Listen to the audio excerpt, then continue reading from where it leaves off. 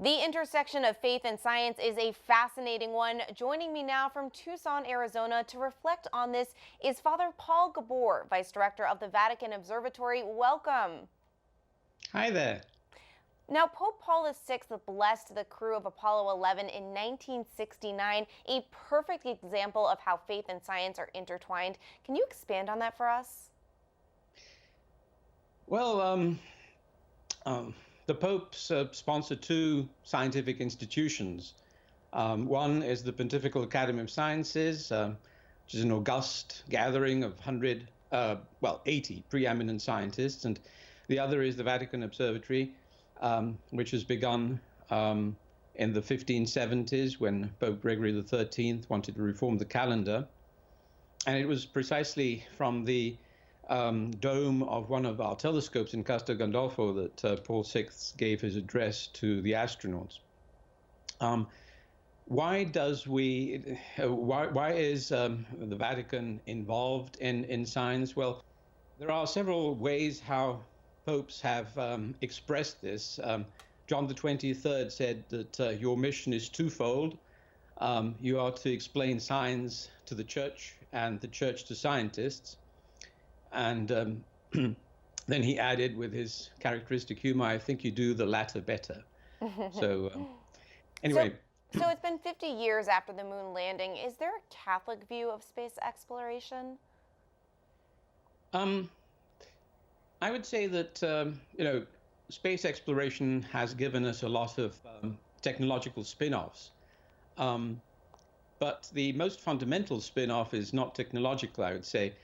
Going into space has freed humanity's collective imagination from seemingly insurmountable limitations. It inspired us to have audacious dreams and to make them a reality. It told us that our dreams should take flight. To paraphrase Galileo, God has not given us our abilities just to tempt us.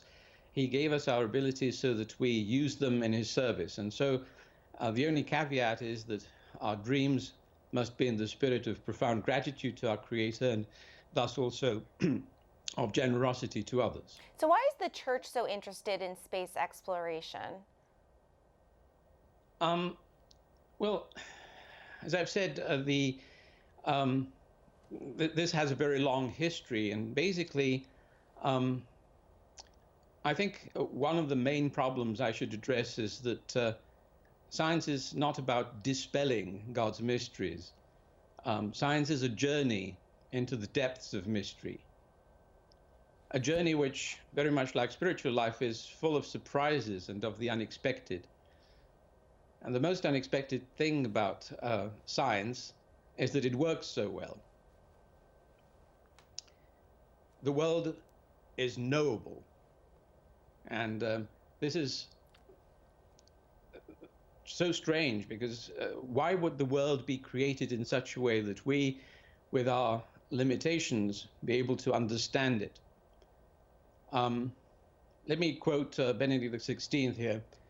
The great Galileo said that God wrote the book of nature in the language of mathematics. He was convinced that God has given us two books, the book of sacred scripture and the book of nature, and the language of nature, this was Galileo's conviction, is mathematics. The surprising thing is, Benedict XVI continues, that mathematics, this invention of our human intellect, is truly the key to understanding nature.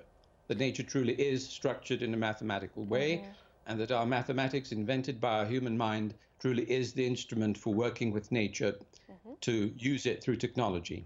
Father Paul Gabor, Vice Director of the Vatican Observatory, thank you so much for joining us. Thank you. All the best.